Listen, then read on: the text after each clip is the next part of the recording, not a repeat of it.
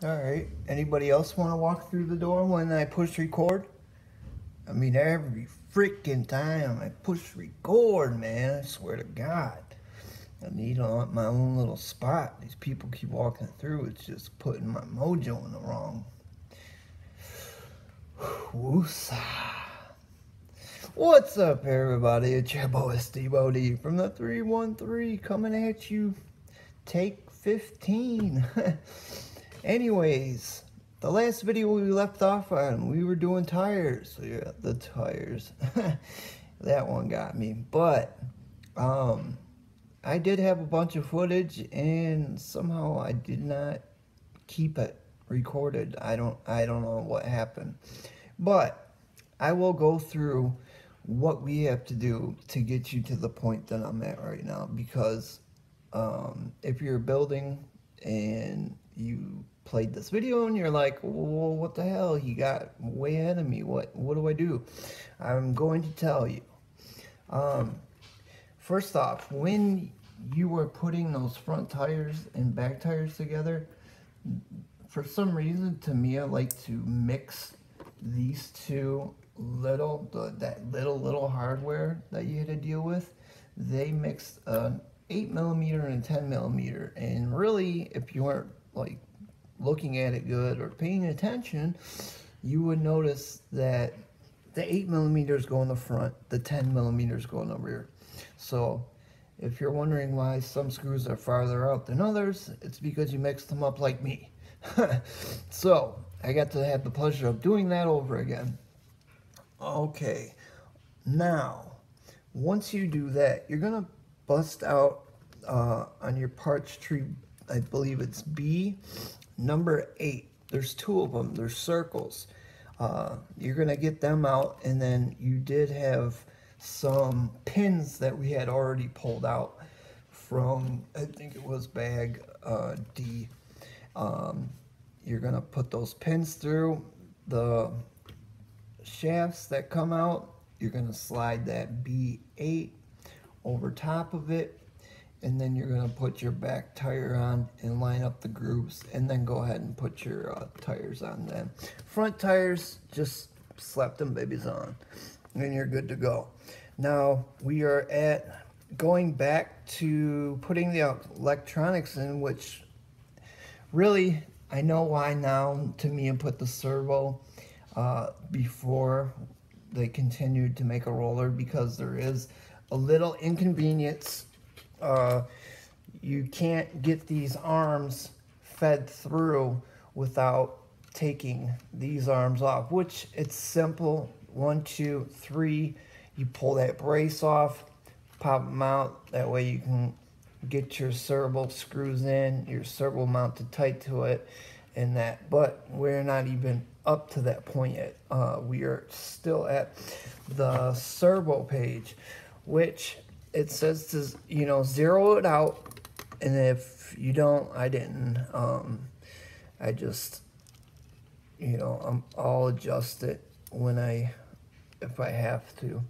So you're gonna want to take out in hardware. You're gonna want to grab out of bag C. There's a 10mm screw, a tapping screw, and then also in part bag B, you're gonna want to grab one of the 12mm screws.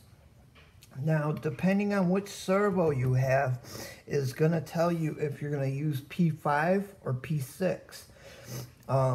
So on your parts tree P, you want to cut out P1, P3, P4, P5, and 6.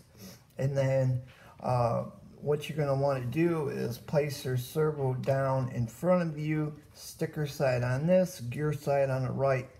You're going to want to slide either P5 or P6, depending on the size servo and splines that you have. Usually standard Futaba's and stuff like that is the P5, and that's what fit on mine. The P6 seems to be maybe for a smaller one. I'm not sure, but you'll be able to tell which one, if it slides on nice or if it doesn't slide on nice. Very nice. Okay, so you slide that part on with the notch facing up. Then you're going to want to take P4, which is almost like a circle but with a slit in the top. At first I didn't think it fit because it's going to slide over that, and obviously the notch from P5 or P6 is going to line up with that cutout in P4. You just push it, it spreads open, snaps on, and clamps back down. So you put that part on.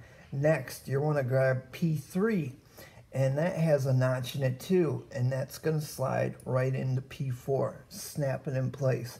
Then P1 looks like a fat washer, plastic washer. You're going to want to put that in the middle.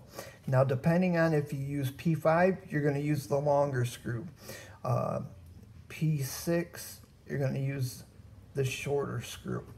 You just put that in the middle, and it screws down, tightens everything down to the servo. So, boom, you got the servo now. Now you're going to want to go, and in the parts bag that has the, like the zip ties in that, I believe, where to go? Here it is. It's the one that's got, you know, the sticky tape in that. They are the 2 rod lengths that you'll see.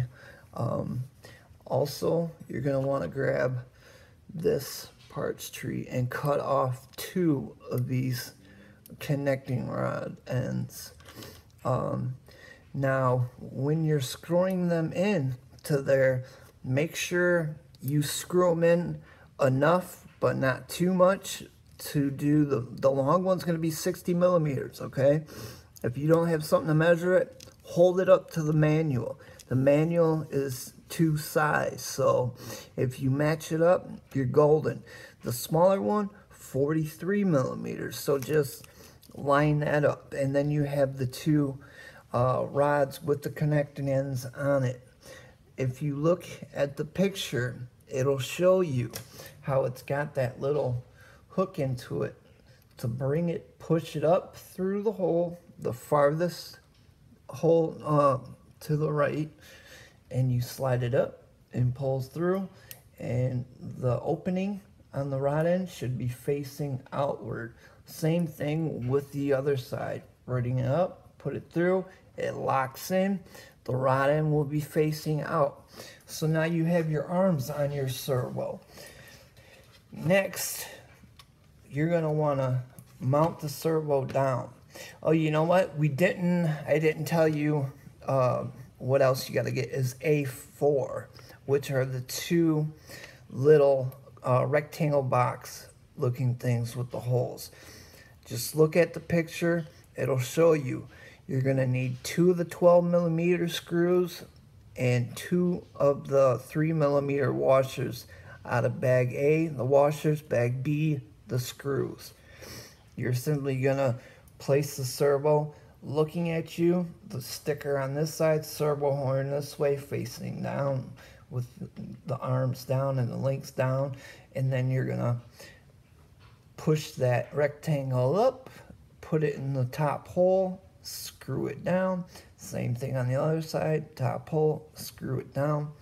And again, guys, I apologize that I lost that footage.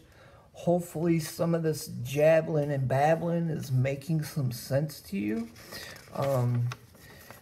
I apologize. I'm trying to cover everything that